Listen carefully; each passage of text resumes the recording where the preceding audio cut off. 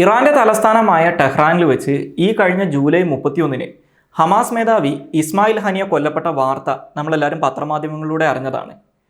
ഈ ഒരു കൊലപാതകത്തിൻ്റെ ഉത്തരവാദിത്തം ഏറ്റെടുത്തുകൊണ്ട് ഇതുവരെ ആരും തന്നെ രംഗത്ത് വന്നിട്ടില്ലെങ്കിലും ഇസ്രായേലി ചാരസംഘടനയായിട്ടുള്ള മൊസാദാണ് ഇതിന് പിന്നിലെന്ന് ഏകദേശം എല്ലാവർക്കും അറിയാവുന്ന ഒരു കാര്യമാണ്. ഈ ഇസ്മായിൽ ഹനിയ കൊല്ലപ്പെടുന്നു എന്നതിനേക്കാട്ടിലും കൂടുതലായി ഇദ്ദേഹം പുതിയ ഇറാനിയൻ പ്രസിഡന്റിൻ്റെ സത്യപ്രതിജ്ഞാ ചടങ്ങിൽ പങ്കെടുത്ത അതേ രാത്രി തന്നെ വലിയ സുരക്ഷാ വലയത്തിലായിരുന്ന ഇറാന്റെ തലസ്ഥാനമായിട്ടുള്ള ടെഹ്റാനിൽ വെച്ച് കൊല്ലപ്പെട്ടു എന്നുള്ളത് ഈ കൊലപാതകത്തിൻ്റെ ഗൗരവം വർദ്ധിപ്പിക്കുന്നുണ്ട്. അതുകൊണ്ട് തന്നെ ഈ കൊലപാതകം ഹമാസിനേറ്റ ഒരു തിരിച്ചടി എന്നുള്ളതിനേക്കാട്ടിലും കൂടുതലായിട്ട് ഇറാനേറ്റ ഒരു തിരിച്ചടിയായിട്ടും അല്ലെങ്കിൽ ഒരു മാനക്കേടായിട്ടുമാണ് ഈ മേഖലയിലെ വിദഗ്ധർ വിലയിരുത്തുന്നത്. അപ്പോൾ ആ കാരണം കൊണ്ട് തന്നെ ഈ കൊലപാതകം നടത്തിയ ഇസ്രായേലിനെതിരായിട്ട് തങ്ങളുടെ ഭാഗത്തുനിന്ന് ശക്തമായിട്ടുള്ള തിരിച്ചടി ഉണ്ടാവുമെന്ന് ഇപ്പോൾ ഇറാൻ പ്രഖ്യാപിച്ചിട്ടുണ്ട്. അപ്പോൾ ഇത്തരത്തിൽ ഇറാൻ പറഞ്ഞതുപോലെ ഇറാൻ്റെ ഭാഗത്തുനിന്ന് ഇസ്രായേലിനെതിരായിട്ട് വലിയ രീതിയിലുള്ളൊരു ആക്രമണം ഉണ്ടാവുകയും ആ ആക്രമണത്തിൽ ഇസ്രായേലിൽ കാര്യമായിട്ടുള്ള നാശനഷ്ടങ്ങൾ സംഭവിക്കുകയും ചെയ്തു കഴിഞ്ഞാൽ സ്വാഭാവികമായിട്ടും ഇസ്രായേലിൻ്റെ ഭാഗത്തുനിന്നും അല്ലെങ്കിൽ അമേരിക്ക ഉൾപ്പെടെയുള്ള രാജ്യങ്ങളുടെ ഭാഗത്തുനിന്നും ഇറാനെതിരായിട്ട് ഒരു പ്രത്യാക്രമണം ഉണ്ടാകാനുള്ള സാധ്യത ഉണ്ട്. അപ്പോൾ അങ്ങനെ വന്നു കഴിഞ്ഞാൽ ഈ പ്രശ്നം ഒരു റീജിയണൽ വാറായിട്ട് മാറാനുള്ള സാധ്യത വളരെ കൂടുതലാണ്. അപ്പോൾ ഈ ഒരു സാഹചര്യത്തിൽ ഈ ഇസ്മായിൽ ഹനിയെക്കുറിച്ചും ഇദ്ദേഹത്തിൻ്റെ കൊലപാതകം ഉണ്ടാക്കാൻ പോകുന്ന ഇമ്പാക്റ്റുകളെ കുറിച്ചുമാണ് ഇന്ന് ഈ വീഡിയോയിലൂടെ എക്സ്പ്ലെയിൻ ചെയ്യുന്നത്. Welcome to the weekly column.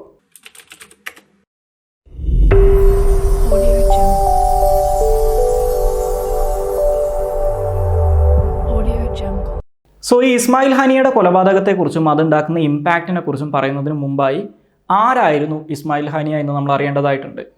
1962 ഇന്ന് നമ്മൾ കാണുന്ന ഒട്ടുമിക്ക ഹമാസ് നേതാക്കളെയും പോലെ ഗാസയിലുള്ള ഒരു അഭയാർത്ഥി ക്യാമ്പിലാണ് ഇസ്മായിൽ ഹനിയ ജനിക്കുന്നത്. അദ്ദേഹത്തിന് 25 വയസ്സുള്ള സമയത്ത് 1987 ഈ പാലസ്തീനിയൻ ടെറിട്ടറീസിൽ നടന്നിട്ടുള്ള ഒരു സംഭവമാണ് ഫസ്റ്റ് ഇൻതിഫാദ എന്ന് പറയുന്നത്. ഈ ഫസ്റ്റ് ഇൻതിഫാദ എന്ന് പറഞ്ഞു കഴിഞ്ഞാൽ ഇൻതിഫാദ എന്നുള്ള അറബ് വാക്കിൻ്റെ തന്നെ അർത്ഥം അപ്രൈസിങ് എന്നാണ്. അതായത് ഈ കാലഘട്ടത്തിൽ 1967 അറബ് ഇസ്രായേൽ യുദ്ധം തൊട്ട് ഈ ഗാസയും അതുപോലെ തന്നെ വെസ്റ്റ് ബാങ്ക് ഉൾപ്പെടെയുള്ള പലസ്തീനിയൻ ടെറിട്ടറീസ് ഇസ്രായേലി സൈന്യത്തിൻ്റെ കൺട്രോളിലായിരുന്നു. അപ്പോൾ അവരാണ് 67 തൊട്ട് ഈ ഗാസനെയും വെസ്റ്റ് ബാങ്കിനെയൊക്കെ ഭരിച്ചുകൊണ്ടിരുന്നത്. ഈ മേഖലയിലുള്ള ഇസ്രായേലി സൈനിക ഭരണത്തിനെതിരായിട്ട് അവിടുത്തെ പാലസ്തീനിയൻ അറബ്സ് നടത്തിയ ഒരു റിബലിയൻ എന്നോ അല്ലെങ്കിൽ ഒരു അപ്രൈസിംഗ് എന്നൊക്കെ വിളിക്കാൻ പറ്റുന്ന സംഭവമാണ് ഈ ഇൻതിഫാദ എന്ന് പറയുന്നത്.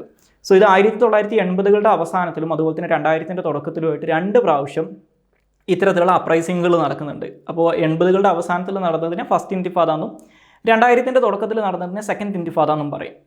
ഈ ഫസ്റ്റ് ഇൻതിഫാദയുടെ സമയത്ത് ഈ ഇസ്രായേലിനെതിരായിട്ട് പാലസ്തീനിയൻ ടെറിട്ടറീസിലുള്ള ആളുകളുടെ ഭാഗത്തുനിന്ന് വലിയ രീതിയിലുള്ള ആക്രമണങ്ങൾ നടക്കുന്നുണ്ട്.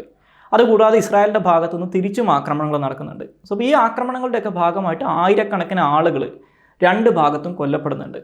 ഇത്തരത്തിൽ വളരെ വയലൻ്റ് ആയിട്ടുള്ള ഒരു സാഹചര്യം നിലനിൽക്കുന്ന സമയത്താണ് 1987 ഈ ഫസ്റ്റ് ഇൻതിഫാദയുടെ സമയത്ത് ഗാസയിലുണ്ടായിരുന്ന ഒരു മതപുരോഹിതനായിരുന്ന അഹമ്മദ് യാസീൻ എന്ന് പറയുന്ന ആൾ ഹമാസ് എന്ന് പറയുന്ന സംഘടനയ്ക്ക് രൂപം നൽകുന്നത്. ഈ ഹമാസ് നിലവിൽ വരുന്ന 1987 തൊട്ട് തന്നെ ഹമാസിൻ്റെ ഭാഗമായി പ്രവർത്തിച്ചിരുന്ന ഒരാളാണ് ഇസ്മായിൽ ഹനിയ എന്ന് പറയുന്നത്. പിന്നീട് 2000-ൻ്റെ തുടക്കമൊക്കെ ആകുമ്പോഴേക്കും അദ്ദേഹം ഹമാസിൻ്റെ നേതൃസ്ഥാനത്തേക്ക് വരുന്നതായിട്ട് നമുക്ക് കാണാൻ സാധിക്കും. ഈ 2000-ൻ്റെ ഒക്കെ തുടക്കത്തിൽ ഇസ്മായിൽ ഹനിയ ഹമാസിൻ്റെ നേതൃസ്ഥാനത്തേക്ക് വന്നു എന്ന് പറഞ്ഞു കഴിഞ്ഞാലും ഇപ്പോൾ അദ്ദേഹം മരണപ്പെടുന്ന സമയത്തുള്ളതുപോലെ ഹമാസിൻ്റെ മേധാവി ആകാൻ മാത്രം സാധ്യത കൽപ്പിക്കപ്പെട്ടിരുന്ന ഒരാളൊന്നുമല്ല ഇസ്മായിൽ ഹനിയ എന്ന് പറയുന്നത്. അപ്പോൾ ഇത്തരത്തിൽ അദ്ദേഹം രാഷ്ട്രീയപരമായിട്ട് വളരെ ഉന്നത സ്ഥാനത്തേക്ക് എത്താനുള്ള പ്രധാനപ്പെട്ട ഒരു കാരണമായിട്ട് പറയപ്പെടുന്നത് 2004 ഇസ്രായേലിൽ നടത്തിയിട്ടുള്ള 2 അസാസിനേഷൻസ് ആണ്, അല്ലെങ്കിൽ 2 കൊലപാതകങ്ങളാണ്. 2004 മാർച്ചിൽ ഈ ഹമാസിൻ്റെ സ്ഥാപകനും അതുപോലെ തന്നെ ആ കാലഘട്ടത്തിലെ ഹമാസ് മേധാവിയുമായിരുന്ന അഹമ്മദ് യാസീനെ ഇസ്രായേൽ കൊല്ലുന്നുണ്ട്. അദ്ദേഹം കൊല്ലപ്പെട്ട് അദ്ദേഹത്തിൻ്റെ പിൻഗാമിയായിട്ട് വന്നിട്ടുണ്ടായിരുന്ന അബ്ദുൽ അസീസ് അൽ റന്തീസി എന്ന് പറയുന്ന ആളെ ഈ അഹമ്മദ് യാസീൻ്റെ കൊലപാതകം നടന്ന് 1 മാസത്തിനകത്ത് ഇസ്രായേൽ കൊല്ലുന്നുണ്ട്. അപ്പോൾ ഈ 2 പേരും മരണപ്പെട്ടതോടുകൂടി ഈ ഹമാസിനകത്തുണ്ടായിരുന്ന ലീഡർഷിപ്പ് വോയിഡ് കാരണം ഹമാസിൻ്റെ നേതൃസ്ഥാനത്തേക്ക് വന്നിരുന്ന പുതിയ ചെറുപ്പക്കാരായിരുന്ന ചില നേതാക്കളുണ്ട്. അതിൽപ്പെട്ട ഒരാളാണ് ഈ ഇസ്മായിൽ ഹനിയ എന്ന് പറയുന്നത്. പിന്നീട് 2005 ഈ ഗാസയിൽ നിന്ന് ഇസ്രായേൽ അവരുടെ സൈന്യത്തെ പിൻവലിച്ചതിന് ശേഷം ഈ പാലസ്തീൻ്റെ ഭരണത്തിലേക്ക് ഒരു തെരഞ്ഞെടുപ്പ് നടക്കുന്നുണ്ട്. അപ്പോൾ ഈ പാലസ്തീൻ എന്ന് പറയുന്നത് ഒറ്റപ്പെട്ട് കിടക്കുന്ന 2 പ്രദേശങ്ങൾ കൂടിച്ചേരുന്നതാണ്. ഒന്ന് മെഡിറ്ററേനിയൻ സീയുടെ സൈഡിൽ കിടക്കുന്ന ഗാസയും മറ്റൊന്ന് ജോർദാൻ്റെ അതിർത്തിയിൽ കിടക്കുന്ന വെസ്റ്റ് ബാങ്കുമാണ്. അപ്പോൾ ഈ 2 മേഖലകളെയും കൂട്ടിച്ചേർത്തുകൊണ്ടാണ് നമ്മൾ പാലസ്തീൻ എന്ന് വിളിക്കുക. ആ പാലസ്തീൻ്റെ ഭരണത്തിലേക്ക് ഒരു തെരഞ്ഞെടുപ്പ് നടക്കുന്നുണ്ട്. ആ തെരഞ്ഞെടുപ്പിൽ ഹമാസ് എന്ന് പറയുന്ന രാഷ്ട്രീയ പാർട്ടിയെ നയിച്ചിട്ടുണ്ടായിരുന്നത് ഇസ്മായിൽ ഹനിയയാണ്. ആ തെരഞ്ഞെടുപ്പിൽ ഈ ഇസ്മായിൽ ഹനിയെ നേതൃത്വം നൽകുന്നത്, അല്ലെങ്കിൽ ഇസ്മായിൽ ഹനിയ തെരഞ്ഞെടുപ്പിന് ചുക്കാൻ പിടിച്ചിരുന്ന ഹമാസ് വിജയിക്കുന്നുണ്ട്. അപ്പോൾ ഓർത്തിരിക്കുക, ഈ സമയത്ത് ഇസ്മായിൽ ഹനിയ ഹമാസിൻ്റെ മേധാവിയല്ല. ഈ സമയത്ത് ഹമാസ് മേധാവിയായിട്ടുണ്ടായിരുന്നത് ഖാലിദ് മിഷാൽ എന്ന് പറയുന്ന മറ്റൊരാളാണ്. അപ്പോൾ ഇത്തരത്തിൽ ഹമാസ് തെരഞ്ഞെടുപ്പിൽ വിജയിക്കുകയും അതിൻ്റെ ഭാഗമായിട്ട് ഇസ്മായിൽ ഹനിയ പാലസ്തീൻ്റെ പ്രധാനമന്ത്രിയായിട്ട് മാറുകയും ചെയ്യുന്നുണ്ട്. പക്ഷേ 2006 ഇത്തരത്തിൽ ഇസ്മായിൽ ഹനിയ പാലസ്തീൻ പ്രധാനമന്ത്രിയായിട്ട് മാറിയെങ്കിലും ഈ പാലസ്തീനിൽ ഹമാസിനെ പോലെ തന്നെ മറ്റൊരു പ്രധാനപ്പെട്ട പൊളിറ്റിക്കൽ പാർട്ടി ഉണ്ട്. ഇത് പണ്ട് യാസർ അറാഫത്ത് ഒക്കെ സ്ഥാപിച്ചിട്ടുണ്ടായിരുന്ന പാലസ്തീൻ ലിബറേഷൻ ഓർഗനൈസേഷൻ്റെ ഭാഗം വരുന്ന ഫത്ത എന്ന് പറയുന്നൊരു പാർട്ടിയുണ്ട്. ഈ ഫത്ത പാർട്ടിക്കാരും ഹമാസും തമ്മിൽ ചില അഭിപ്രായ വ്യത്യാസങ്ങൾ പിന്നീട് രൂപപ്പെടുകയും ഇതിൻ്റെ പേരിൽ രണ്ട് പാർട്ടികളും തമ്മിൽ വലിയ രീതിയിലുള്ള ആക്രമണങ്ങൾ നടത്തുകയും ചെയ്യുന്നുണ്ട്. അപ്പോൾ ഇതിൻ്റെ ഭാഗമായിട്ട് ഈ ഫത്ത നേതാവും അതുപോലെ തന്നെ പാലസ്തീനിയൻ പ്രസിഡൻറ്റുമായിരുന്ന മെഹ്മൂദ് അബ്ബാസ് ഈ ഹമാസുകാരനായിട്ടുള്ള ഇസ്മായിൽ ഹനിയനെ പ്രധാനമന്ത്രി സ്ഥാനത്ത് നിന്ന് പുറത്താക്കുന്നുണ്ട്. സോ ഇപ്പോൾ 2007 ഈ ഇസ്മായിൽ ഹനിയ പാലസ്തീനിയൻ പ്രധാനമന്ത്രി സ്ഥാനത്ത് നിന്ന് പുറത്താക്കപ്പെടുന്നു. അതിനൊരു തിരിച്ചടി എന്നോണം ഗാസയിൽ നിന്ന്, അതായത് ഈ ഹമാസിന് ഭൂരിപക്ഷമുള്ള അല്ലെങ്കിൽ ഹമാസിന് വലിയ രീതിയിൽ സ്വാധീനമുള്ള ഗാസയിൽ നിന്ന് ഹമാസ് ഫത്ത പാർട്ടിക്കാരെയും പുറത്താക്കുന്നുണ്ട്. അപ്പോൾ അതോടുകൂടിയിട്ടാണ് നമ്മൾ ഇന്ന് കാണുന്ന രീതിയിലുള്ള ഒരു പാലസ്തീനിയൻ പൊളിറ്റിക്സ് രൂപം കൊള്ളുന്നത്. അതായത് ഈ ഗാസ എന്ന് പറയുന്ന മേഖല ഹമാസിൻ്റെ കൺട്രോളിലും വെസ്റ്റ് ബാങ്ക് എന്ന് പറയുന്ന മേഖല ഈ മെഹ്മൂദ് അബ്ബാസ് നേതൃത്വം നൽകുന്ന ഫത്ത പാർട്ടിയുടെ അല്ലെങ്കിൽ പാലസ്തീനിയൻ അതോറിറ്റിയുടെ കീഴിലുമായിട്ട് മാറുന്നത് ഇതോടുകൂടിയിട്ടാണ്. സോ ഈ സമയം തൊട്ട് 2007 തൊട്ട് 2017 വരെ ഗാസ ഭരിച്ചിരുന്ന നേതാവാണ് ഇസ്മായിൽ ഹനിയ എന്ന് പറയുന്നത്.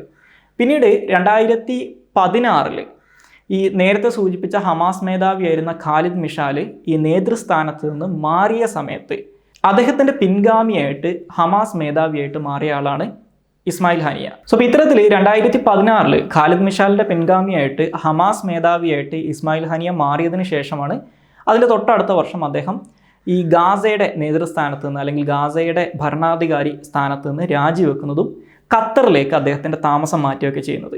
പിന്നീട് 2017 തൊട്ട് ഇപ്പോൾ അദ്ദേഹം മരണപ്പെടുന്ന 2024 വരെയുള്ള സമയത്ത് അദ്ദേഹം പ്രധാനമായിട്ടും പ്രവർത്തിച്ചുകൊണ്ടിരുന്നത് ഖത്തറിൻ്റെ തലസ്ഥാനമായിട്ടുള്ള ദോഹ ആസ്ഥാനമായിട്ടാണ്. സോ ഈ ഒരു കാലഘട്ടത്തിൽ, അതായത് 2017 തൊട്ട് 2024 വരെ അദ്ദേഹം ഖത്തറിൽ ജീവിച്ചിരുന്ന കാലഘട്ടത്തിൽ ഈ ഇസ്മായിൽ ഹനിയ പ്രധാനമായിട്ടും കോൺസെൻട്രേറ്റ് ചെയ്തിട്ടുണ്ടായിരുന്നത് ഈ പാലസ്തീൻ്റെ സ്റ്റേറ്റ്ഹുഡുമായിട്ട് ബന്ധപ്പെട്ട് നടക്കുന്ന ചർച്ചകളുണ്ട്. അതായത് പാലസ്തീൻ ഇപ്പോഴും ഈ ഐക്യരാഷ്ട്ര സംഘടന അംഗീകരിച്ചിട്ടുള്ള അല്ലെങ്കിൽ റെക്കഗ്നൈസ് ചെയ്തിട്ടുള്ള ഒരു രാജ്യമല്ല.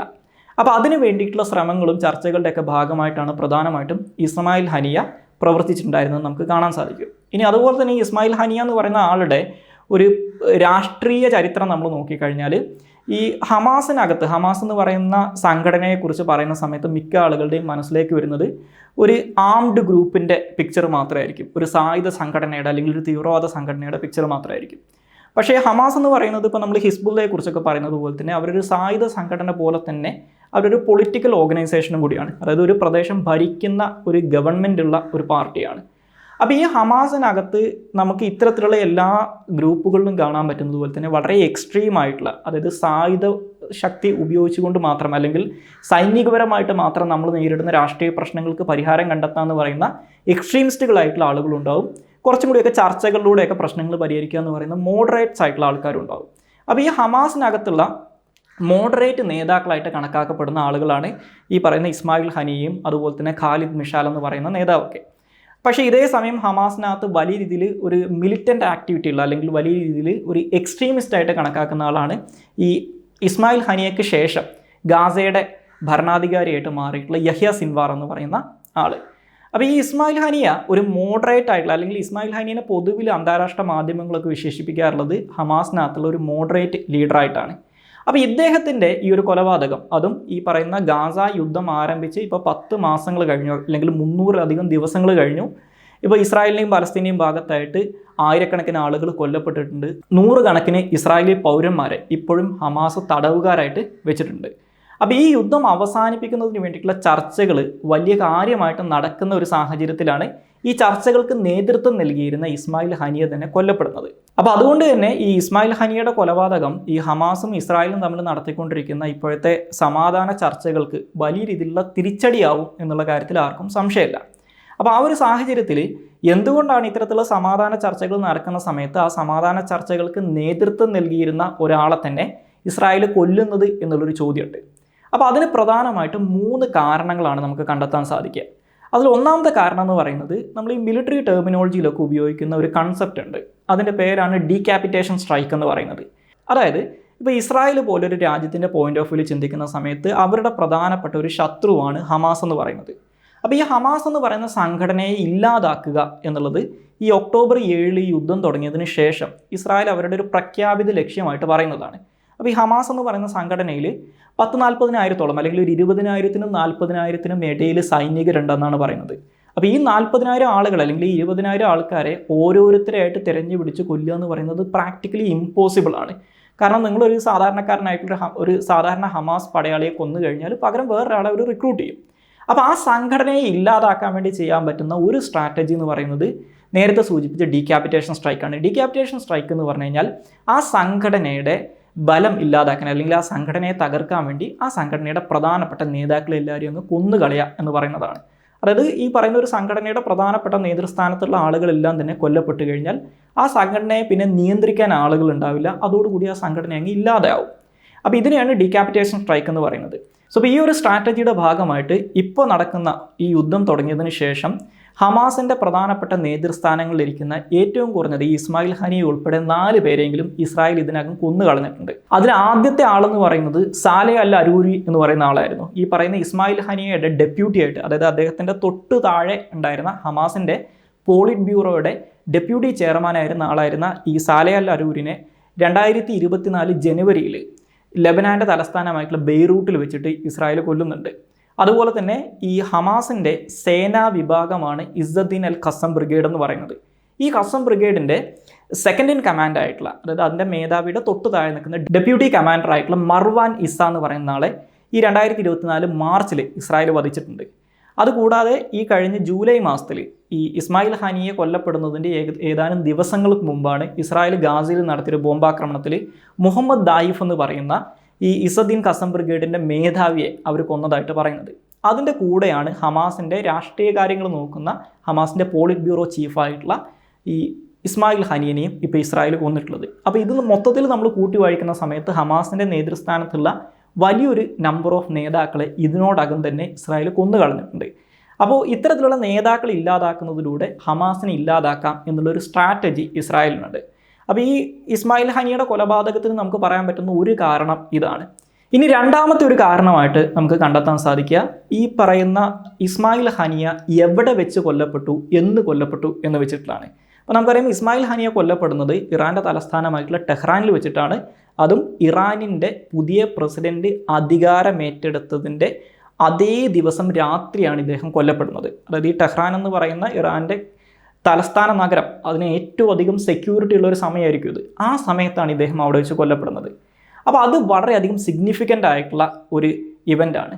കാരണം ഇപ്പോൾ ഈ പറയുന്ന ഇസ്മായിൽ ഹനിയനെ കൊല്ലുക എന്നുള്ളത് ഈ ഇസ്രായേലിനെ സംബന്ധിച്ചിടത്തോളം അല്ലെങ്കിൽ ഇസ്രായേലി ചാരസംഘടനയായിട്ടുള്ള മൊസാദിനെ സംബന്ധിച്ചിടത്തോളം അത്ര ബുദ്ധിമുട്ടുള്ള ഒരു കാര്യമല്ല. കാരണം ഈ ഇസ്മായിൽ ഹനിയ മറ്റുള്ള ഈ ഗാസയിലൊക്കെയുള്ള ഹമാസ് നേതാക്കളെ പോലെ, ഇപ്പോൾ യഹിയ സിൻവാറിനെ പോലെയോ അല്ലെങ്കിൽ മുഹമ്മദ് ദൈഫിനെ പോലെയോ ഒളിച്ചു താമസിക്കുന്ന അല്ലെങ്കിൽ അണ്ടർഗ്രൗണ്ടിൽ ജീവിക്കുന്ന ഒരു മനുഷ്യനല്ല. അദ്ദേഹം 2017 തൊട്ട് ഈ പറയുന്ന ഖത്തറിൻ്റെ തലസ്ഥാനമായിട്ടുള്ള ദോഹയിലാണ് ജീവിക്കുന്നത്, അല്ലെങ്കിൽ പലപ്പോഴും തുർക്കിയിലാണ് അദ്ദേഹം ഉണ്ടാവാറുള്ളത്. അദ്ദേഹം സ്ഥിരമായിട്ട് മാധ്യമങ്ങളെ കാണുന്ന ഒരാളാണ്. അദ്ദേഹത്തിൻ്റെ ലൈഫ് കുറച്ചും കൂടി പബ്ലിക്കാണ്, അല്ലെങ്കിൽ ഒരു പബ്ലിക് ലൈഫുള്ള, നമ്മൾ സാധാരണഗതിയിൽ ഒരു രാജ്യത്തിലെ രാഷ്ട്രീയക്കാരെയൊക്കെ കാണുന്നത് പോലെ അത്തരത്തിൽ ജീവിക്കുന്ന ഒരു മനുഷ്യനാണ്. അപ്പോൾ പബ്ലിക് ഇവൻറ്റ്സിൽ പങ്കെടുക്കുന്ന ഇത്തരത്തിൽ പബ്ലിക് ലൈഫുള്ള ഒരു മനുഷ്യനെ കൊല്ലുക എന്ന് പറയുന്നത് അത് അത്ര ഇമ്പോസിബിൾ ആയിട്ടുള്ള, എസ്പെഷ്യലി മൊസാദിനെ പോലൊരു സംഘടനയെ സംബന്ധിച്ചിടത്തോളം ഒരു ഇമ്പോസിബിൾ ആയിട്ടുള്ള ടാസ്ക് അല്ല.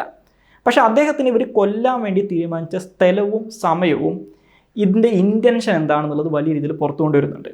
അപ്പോൾ അതിനുള്ളൊരു കാരണമായിട്ട് പറയപ്പെടുന്നത്, ഇപ്പോൾ ഞാൻ കഴിഞ്ഞ ഒരു വീഡിയോയിൽ ഇതിനു മുമ്പ് ഹിസ്ബുള്ളയെ കുറിച്ചൊരു വീഡിയോ ചെയ്ത സമയത്ത് പറഞ്ഞിട്ടുണ്ടായിരുന്നു, ഈ മിഡിൽ ഈസ്റ്റിലുള്ള ഇസ്രായേലിനെതിരായിട്ട് പ്രവർത്തിക്കുന്ന ഒരുപാട് സായുധ വിഭാഗങ്ങളെ സപ്പോർട്ട് ചെയ്യുന്നത് ഇറാനാണെന്ന് പറഞ്ഞിട്ടുണ്ടായിരുന്നു. അതിനെയാണ് ഇറാൻ ആക്സസ് ഓഫ് റെസിസ്റ്റൻസ് എന്ന് വിളിക്കുന്നത്.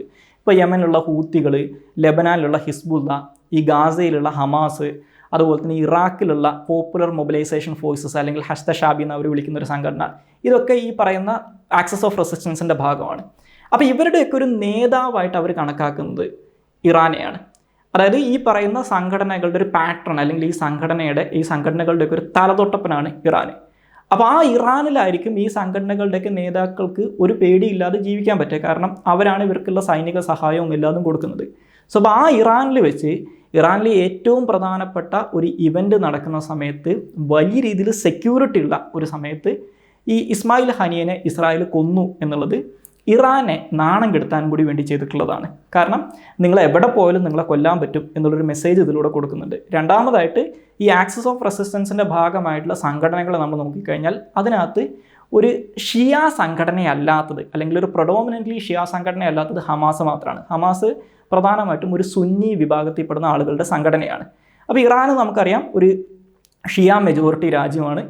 അപ്പോൾ അതുകൊണ്ട് തന്നെ ഇതിനകത്തൊരു സുന്നി ഷിയ ഡിവിഷൻ ഉണ്ടാക്കാനും കൂടി ഇസ്രായേലിന് സാധിക്കും. അതായത് ഒരു സുന്നി നേതാവായിരുന്ന ഇസ്മായിൽ ഹനിയ ഷിയ രാജ്യമായിട്ടുള്ള ഇറാനിൽ വെച്ച് കൊല്ലപ്പെട്ടു, ഇയാളെ അവർക്ക് സംരക്ഷിക്കാൻ പറ്റിയില്ല എന്നൊരു കാര്യം പറയാം. ഇനി ഇതുകൂടാതെ ഞാൻ നേരത്തെ പറഞ്ഞതുപോലെ ഈ ഇസ്രായേലിന് ഖത്തറിലോ അല്ലെങ്കിൽ തുർക്കിയിലോ വെച്ചിട്ട് ഈ ഇസ്മായിൽ ഹനിയനെ കൊല്ലാനുള്ള സാഹചര്യങ്ങൾ ഉണ്ടായിട്ടുണ്ടാകും. അപ്പോൾ അത് അവർ ചെയ്യാതിരിക്കാനുള്ള മറ്റൊരു കാരണം എന്ന് പറയുന്നത്, ഇതിനു മുമ്പ് 2010 ഈ ഹമാസിൻ്റെ തന്നെ മറ്റൊരു നേതാവായിരുന്ന ഒരു മെഹ്മൂദ് അൽ മബ്ഹൂഹ് എന്ന് പറയുന്ന ഒരാളെ ദുബായിൽ വെച്ചിട്ട് ഇസ്രായേലിൻ്റെ ചാരസംഘടനയായിട്ടുള്ള മൊസാദ് അസാസിനേറ്റ് ചെയ്തിട്ടുണ്ടായിരുന്നു.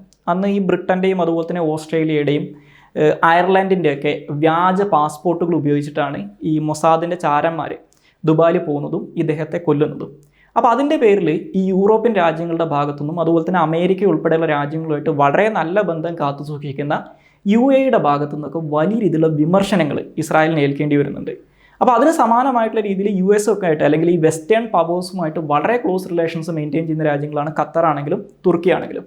അപ്പോൾ അവിടെ വെച്ചിട്ട് ഇസ്രായേൽ ഈ ഇസ്മായിൽ ഹനിയനെ കൊന്നു കഴിഞ്ഞാൽ ഡിപ്ലോമാറ്റിക്കലി അല്ലെങ്കിൽ ഈ നയതന്ത്ര രംഗത്ത് ഇസ്രായേലിന് വലിയ രീതിയിലുള്ള തിരിച്ചടികൾ കിട്ടും. പക്ഷേ ഇറാൻ്റെ കേസിലാണെങ്കിൽ ഈ പറയുന്ന വെസ്റ്റേൺ രാജ്യങ്ങളുടെയൊക്കെ ഒരു പൊതു ശത്രുവായിട്ടുള്ള രാജ്യമാണ് ഇറാൻ എന്ന് പറയുന്നത്. അപ്പോൾ അവിടെ വെച്ച് ഇദ്ദേഹം കൊല്ലപ്പെട്ട് കഴിഞ്ഞാൽ ഈ ഒരു ഡിപ്ലോമാറ്റിക് അരീനയിൽ അല്ലെങ്കിൽ ഈ നയതന്ത്ര മേഖലയിൽ ഇസ്രായേലിന് കിട്ടുന്ന തിരിച്ചടി എന്ന് പറയുന്നത് വളരെ ലിമിറ്റഡ് ആയിരിക്കും. അതുകൊണ്ടാണ് ഇപ്പോൾ ഈ ഇസ്മായിൽ ഹനിയെ കൊല്ലപ്പെട്ടതുമായിട്ട് ബന്ധപ്പെട്ട് ഈ അറബ് മേഖലയിൽ നിന്ന് തന്നെ പല രാജ്യങ്ങളും അതിനെ എതിർത്തുകൊണ്ട് രംഗത്ത് വരാത്തത്. ഈ വെസ്റ്റേൺ പവേഴ്സ് ആരും അതിനെ എതിർക്കുന്നില്ല എന്ന് മാത്രമല്ല, അല്ലെങ്കിൽ അതിനെ വിമർശിച്ചിട്ടില്ല എന്ന് മാത്രമല്ല, ഈ അറബ് മേഖലയിലുള്ള രാജ്യങ്ങൾ പോലും ഇസ്മായിൽ ഹനിയുടെ കൊലപാതകത്തിനെ വലിയ കാര്യമായിട്ട് വിമർശിക്കാത്തതിൻ്റെ കാരണം ഇതാണ്. ഇനി മൂന്നാമത്തെ ഒരു കാരണമായിട്ട് പറയുന്നത്, ഇപ്പോൾ ഈ ഇസ്മായിൽ ഹനിയുടെ കൊലപാതകം കൊണ്ടുണ്ടാകുന്ന ഇമ്മീഡിയറ്റ് ആയിട്ടുള്ളൊരു ഇമ്പാക്റ്റ് എന്ന് പറയുന്നത് ഇപ്പോൾ നടന്നുകൊണ്ടിരിക്കുന്ന ഈ യുദ്ധം വീണ്ടും വ്യാപിക്കാനുള്ള സാധ്യതയുണ്ട്. കാരണം ഇറാൻ്റെ ടെഹ്റാനിൽ വെച്ചിട്ട് ഇസ്രായേൽ ഇത്തരത്തിൽ മറ്റൊരു രാജ്യത്തിലെ സംഘടനയുടെ നേതാവിനെ കൊല്ലുന്നത് ഇത് ആദ്യമായിട്ടാണ്. അപ്പോൾ ഇത് സ്വാഭാവികമായിട്ടും ഇറാന് വലിയ രീതിയിലുള്ള നാണക്കേടായിട്ട് മാറും. ആ നാണക്കേടിനെ മറികടക്കാൻ വേണ്ടിയിട്ട് ഇറാൻ സ്വാഭാവികമായിട്ടും ഇസ്രായേലിനെതിരായിട്ട് തിരിച്ചടി നടത്തും. അപ്പോൾ അങ്ങനെ തിരിച്ചടി നടത്തി കഴിഞ്ഞാൽ ഇതൊരു റീജിയണൽ വാറായിട്ട് മാറാനുള്ള സാധ്യതയുണ്ട്. അപ്പോൾ ഇതൊരു റീജിയണൽ വാറായിട്ട് മാറിക്കഴിഞ്ഞാൽ അതിൻ്റെ ബെനിഫിഷ്യറി ആരാന്നുള്ളൊരു ചോദ്യമുണ്ട്. അപ്പോൾ അതെല്ലാവർക്കും അറിയാവുന്നൊരു കാര്യമാണ്. ഇപ്പം നടന്നുകൊണ്ടിരിക്കുന്ന ഈ അറബ് ഇസ്രായേൽ യുദ്ധം ഇതേപടി തുടർന്നു കൊണ്ടുപോവുക, ഈ യുദ്ധം പറ്റുകയാണെങ്കിൽ വ്യാപിപ്പിക്കുക എന്നുള്ളത് ബെഞ്ചമിൻ നെതന്യാഹു എന്ന് പറയുന്ന ഇസ്രായേലി പ്രൈം മിനിസ്റ്ററുടെ മാത്രം താല്പര്യമാണ്. കാരണം ഇസ്രായേലിനകത്ത് വലിയ രീതിയിലുള്ള അഴിമതി ആരോപണങ്ങൾ നേരിടുന്ന പ്രധാനമന്ത്രി സ്ഥാനത്ത് നിന്ന് ഇറങ്ങിക്കഴിഞ്ഞാൽ ജയിലിൽ പോയി കിടക്കാൻ സാധ്യതയുള്ള ഒരാളാണ് ഈ ബെഞ്ചമിൻ നെതന്യാഹു എന്ന് പറയുന്നത്. അപ്പോൾ അതുകൊണ്ട് തന്നെ അദ്ദേഹത്തിൻ്റെ രാഷ്ട്രീയ ലാഭത്തിന് വേണ്ടിയിട്ടാണ് ഇത്തരത്തിലൊരു കാര്യം ചെയ്തതെന്ന് പറയുന്ന ആളുകളും ഉണ്ട്. ഇനി അവസാനമായി ഈ ഇസ്മായിൽ ഹനിയുടെ കൊലപാതകം ഈ ഹമാസ് എന്ന് പറയുന്ന സംഘടനയെ എങ്ങനെ ബാധിക്കും, അതുപോലെ തന്നെ ഇപ്പോൾ നടന്നുകൊണ്ടിരിക്കുന്ന പാലസ്തീൻ ഇസ്രായേൽ യുദ്ധത്തിനെ അതെങ്ങനെ ബാധിക്കും, ഇസ്രായേൽ ഇറാൻ പ്രശ്നത്തിന് അല്ലെങ്കിൽ ഇസ്രായേലും ഇറാനും തമ്മിലുള്ള ശത്രുതനെ അതെങ്ങനെ ബാധിക്കും എന്നുള്ള 3 ചോദ്യങ്ങളുണ്ട്. ഇതാണ് ഇനി നമുക്ക് അവസാനമായിട്ട് നോക്കാനുള്ളത്, അല്ലെങ്കിൽ അതാണ് ഇസ്മായിൽ ഹനിയുടെ കൊലപാതകത്തിൻ്റെ ഇമ്പാക്റ്റ് എന്ന് പറയുന്നത്. അപ്പോൾ ഈ ഇസ്മായിൽ ഹനിയുടെ കൊലപാതകം ഹമാസിനെ എങ്ങനെ ബാധിക്കും എന്ന് നോക്കിക്കഴിഞ്ഞാൽ, ഇപ്പോഴത്തെ അവസ്ഥയിൽ ഹമാസ് എന്ന് പറയുന്ന സംഘടനയുടെ പ്രവർത്തനത്തിനെയോ അല്ലെങ്കിൽ ആ സംഘടനയോ ഒരു ലോങ് ടേം പോയിന്റ് ഓഫ് വ്യൂവിൽ ഈ കൊലപാതകം ബാധിക്കാനുള്ള സാധ്യത കുറവാണ്. കാരണം ഇപ്പോൾ ഈ ഇസ്മായിൽ ഹനിയ മരണപ്പെടുന്നതോടുകൂടി അവിടെ സംഭവിക്കാൻ പോകുന്നത്, ഇസ്മായിൽ ഹനിയക്ക് മുമ്പ് ഈ ഹമാസ് നേതാവായിരുന്ന ഖാലിദ് മിഷാൽ ആ സ്ഥാനത്തേക്ക് എത്താനുള്ള സാധ്യത വളരെ കൂടുതലാണ്. ഈ പറഞ്ഞതുപോലെ ഇസ്മായിൽ ഹനിയെ പോലെ തന്നെ മറ്റുള്ള രാജ്യങ്ങളുമായിട്ട് നല്ല ബന്ധം കാത്തു സൂക്ഷിക്കാൻ എബിലിറ്റി ഉള്ള ഒരു നേതാവാണ് ഈ ഖാലിദ് മിഷാൽ എന്ന് പറയുന്നത്. അപ്പോൾ അദ്ദേഹം ആ സ്ഥാനത്തെത്തും, ഇയാളെ ഈസി ആയിട്ട് അവർക്ക് റീപ്ലേസ് ചെയ്യാൻ പറ്റും. അതുകൊണ്ട് തന്നെ ഈ ഇസ്മായിൽ ഹനിയുടെ കേസിൽ ഞാൻ നേരത്തെ പറഞ്ഞു, ഇദ്ദേഹം ഒരിക്കലും ഹമാസിൻ്റെ മിലിറ്ററി വിങ്ങിൻ്റെ ഭാഗമല്ല. അപ്പോൾ അതുകൊണ്ട് തന്നെ ഈ ഹമാസ് ഇസ്രായേലിനെതിരായിട്ട് നടത്തുന്ന ആക്രമണങ്ങൾക്കകത്തൊന്നും ഒരു മാറ്റവും വരാൻ ഇതിലൂടെ സാധ്യതയില്ല. ഇനി ഇത് മാത്രമല്ല, ഞാൻ നേരത്തെ സൂചിപ്പിച്ചതുപോലെ ഇസ്രായേൽ ഇതിനു മുമ്പും ഒരുപാട് ഹമാസ് നേതാക്കളെ ഇത്തരത്തിൽ അസാസിനേറ്റ് ചെയ്തിട്ടുണ്ട്. ഇപ്പോൾ നേരത്തെ സൂചിപ്പിച്ചതുപോലെ തന്നെ ഇവരുടെ സ്ഥാപക നേതാവായിരുന്ന അഹമ്മദ് യാസീൻ്റെ പിൻഗാമിയായിട്ട് വന്നിട്ടുണ്ടായിരുന്ന അബ്ദുൽ അസീസ് അൽ റന്തീസി, ഇവരെയൊക്കെ ഇത്തരത്തിൽ ഇസ്രായേൽ അസാസിനേറ്റ് ചെയ്തിട്ടുള്ളതാണ്. പക്ഷേ എന്നിട്ടും ഹമാസ് എന്ന് പറയുന്ന സംഘടന ഇവിടെ നിലനിൽക്കുന്നുണ്ട്. ഇനി ഞാൻ നേരത്തെ പറഞ്ഞതുപോലെ ഇസ്രായേലിൻ്റെ ഈ ഒരു ഡീക്യാപിറ്റേഷൻ സ്ട്രാറ്റജിയുടെ ഭാഗമായിട്ട് അവർക്ക് ഈ ഹമാസ് എന്ന് പറയുന്ന സംഘടനയെ ഇല്ലാതാക്കാൻ പറ്റിക്കഴിഞ്ഞാൽ പോലും ഇതിൻ്റെ ഒരു പ്രശ്നം എന്ന് പറയുന്നത് ഈ ഹമാസ് എന്ന് പറയുന്ന സംഘടനയൊക്കെ പാലസ്തീനിൽ അല്ലെങ്കിൽ ഗാസയിൽ നിലവിൽ വരാനുള്ള കാരണം ഈ ഗാസയുമായിട്ട് ബന്ധപ്പെട്ട് അല്ലെങ്കിൽ പാലസ്തീനിയൻ വിഷയവുമായിട്ട് ബന്ധപ്പെട്ട് ഇസ്രായേലി ഗവൺമെൻറ്റിൻ്റെയും ഇസ്രായേലി സൈന്യത്തിൻ്റെയും നിലപാടുകളാണ്. അപ്പോൾ അതിനകത്ത് മാറ്റം വരാത്തിടത്തോളം കാലം, അതായത് ഈ പാലസ്തീനിയൻ മേഖലയിൽ ഇവർ നടത്തുന്ന അധിനിവേശങ്ങളും അടിച്ചമർത്തലുകളും അവസാനിക്കാത്തിടത്തോളം കാലം ഈ ഹമാസ് എന്ന് പറയുന്ന സംഘടന ഇല്ലാതായി കഴിഞ്ഞാൽ ഇതിനെക്കാട്ടിലും വലിയ വേറൊരു സംഘടന അല്ലെങ്കിൽ ഇതിനെക്കാട്ടിലും കുറച്ചും കൂടി എക്സ്ട്രീമിസ്റ്റ് ആയിട്ടുള്ള സംഘടനകൾ അതിനെ റീപ്ലേസ് ചെയ്യാനുള്ള സാധ്യതകളുണ്ട്. ഇപ്പോൾ ഒരു ഉദാഹരണം പറഞ്ഞു കഴിഞ്ഞാൽ ഈ ഹമാസ് ഒക്കെ നിലവിൽ വരുന്നതിന് മുമ്പ് ഒരു 1990 വരെയൊക്കെ ഇസ്രായേലിൻ്റെ ഏറ്റവും വലിയ ഭീഷണി എന്ന് പറയുന്നത് യാസർ അറാഫത്ത് നേതൃത്വം നൽകിയിരുന്ന പലസ്തീനിയൻ ലിബറേഷൻ ഓർഗനൈസേഷനാണ്, അല്ലെങ്കിൽ PLO ആണ്. ഈ PLO സമാധാന പാതയിലേക്ക് വന്നപ്പോഴേക്കും അതിനെക്കാട്ടിലും എക്സ്ട്രീമിസ്റ്റുകളായിട്ടുള്ള ഹമാസ് എന്ന് പറയുന്ന പുതിയൊരു സംഘടന അവിടെ രംഗത്ത് വന്നു.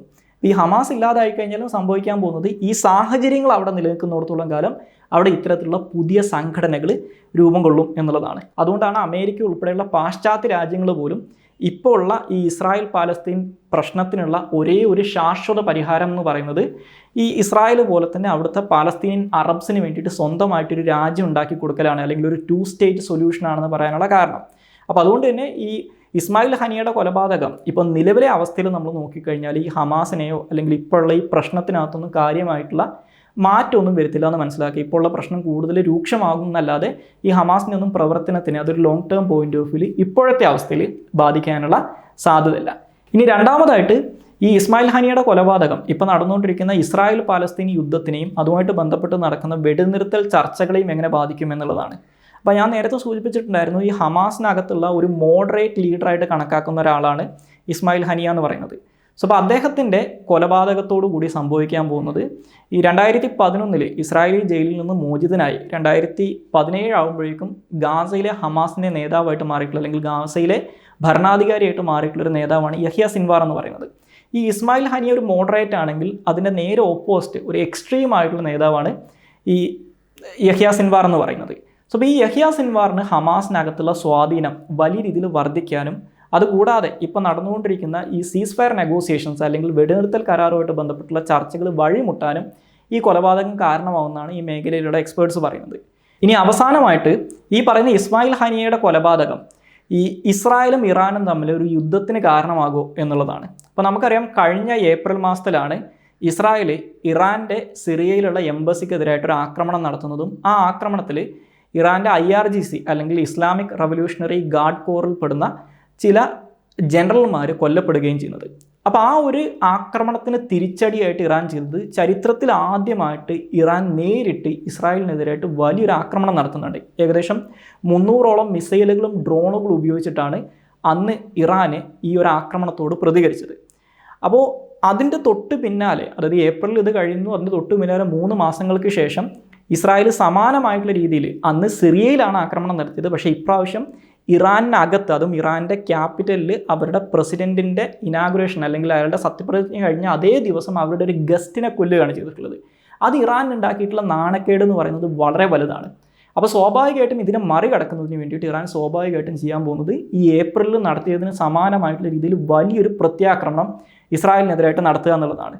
അപ്പോൾ ഈ ഒരു പ്രത്യാക്രമണം നടക്കുന്ന സമയത്തുള്ള ഒരു പ്രശ്നം എന്ന് പറയുന്നത്, കഴിഞ്ഞ ഏപ്രിൽ മാസത്തിൽ ഈ ഇറാൻ ഇതുപോലൊരു ആക്രമണം നടത്തിയ സമയത്ത് ആ ആക്രമണം കൊണ്ട് ഇസ്രായേലിന് കാര്യമായിട്ടുള്ള നാശനഷ്ടങ്ങളൊന്നും ഉണ്ടായിട്ടില്ല.